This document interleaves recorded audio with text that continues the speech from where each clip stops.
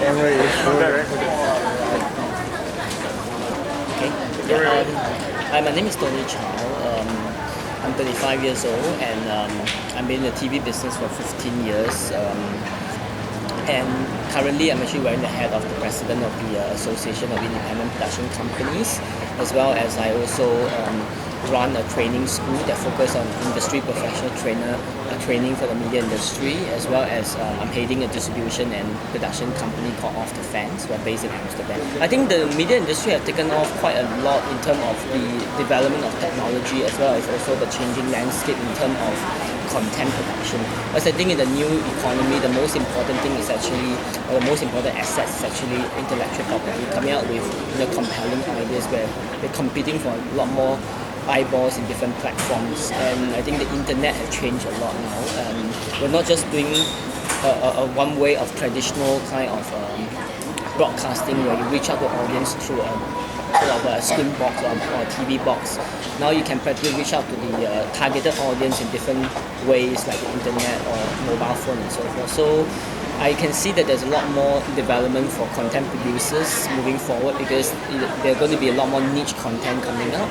The people here, I guess, is still a factor of the economy, where everything else is still the hard sciences. So to develop the sort of right side of the brain, versus and all the left and all that, I think there's going to be a lot more people starting to think deeper than what they are, and find the purpose in it. And I think culturally it will develop for Singapore, and I really hope to see more Singaporean actually think a bit deeper than just basically the bread and butter.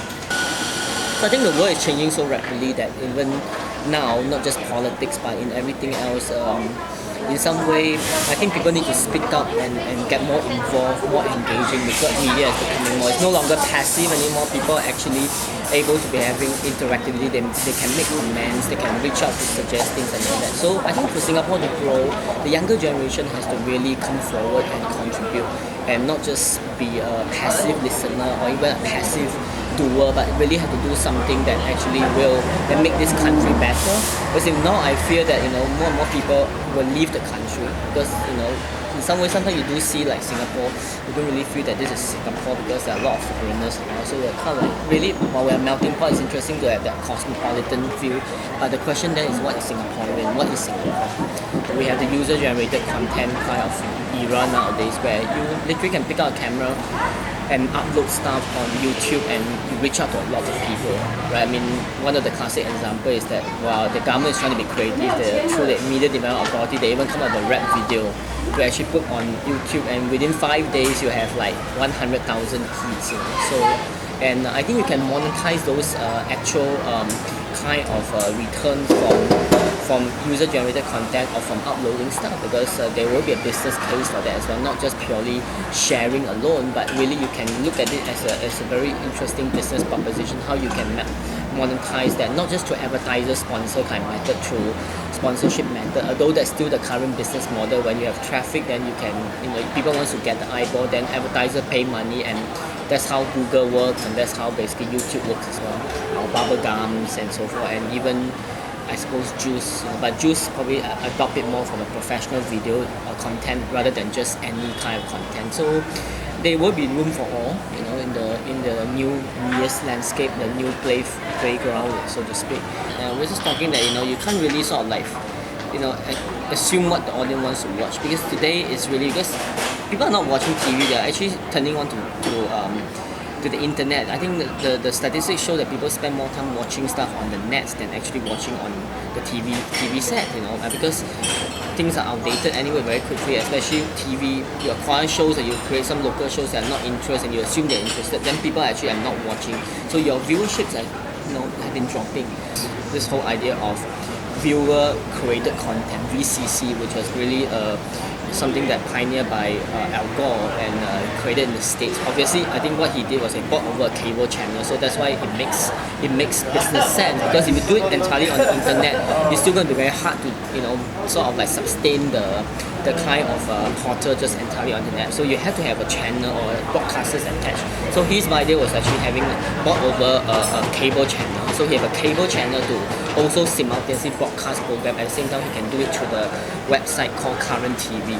So the idea is basically people are encouraged to submit content, short form content, 5-10 minutes of a stories that that happens in the neighborhood or anything that is actually interesting. And it is up to the producer of the website to decide whether to upload them or and you get paid for them. And then people actually log on to watch them.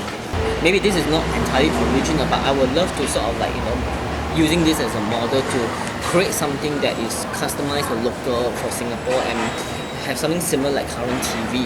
And so you really, said you pitched this to Mediacorp, so what's that cover? That or MD? well, actually, I pitched it to the government, not really to Mediacorp.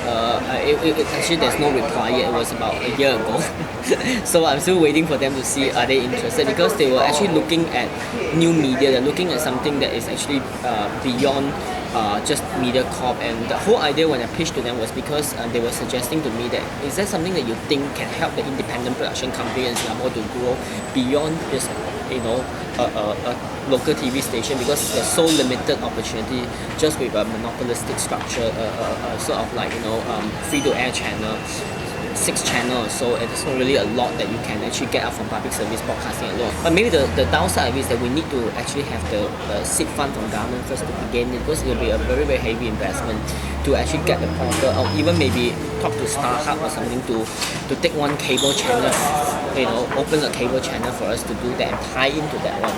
Or even Mediacorp, if they want to come in, and we can sort of put this into a really viable proposition. So I'm yet to hear from the MDA on this thing, but I think it's something that is in consideration. On one hand, I do agree that there is some amount of control on what to be shown and things like that. But I think but let's face the reality. You really can't control a lot of things anymore than you imagine or you think that you can.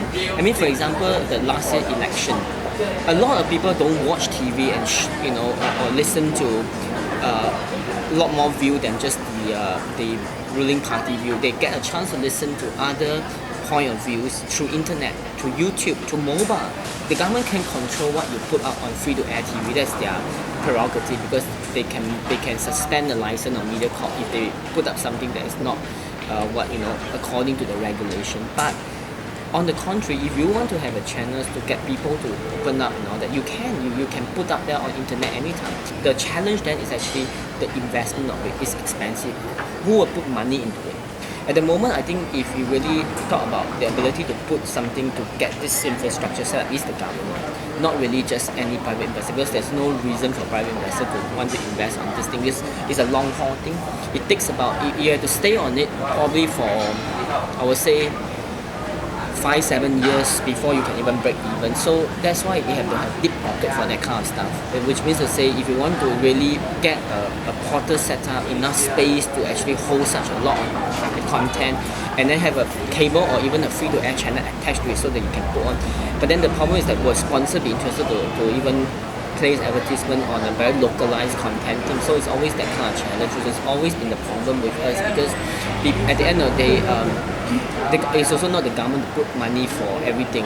They always want you to actually get private investment to put money. So ultimately, to have a channel, besides the content, is also the viability of it, which in some ways is really the difficulty of sustaining media work before. But we can't really see a success of a channel in 3 years, my God. So are you willing to stay for 10 years before you can take it? It took how many years for MTV to make money at Discovery?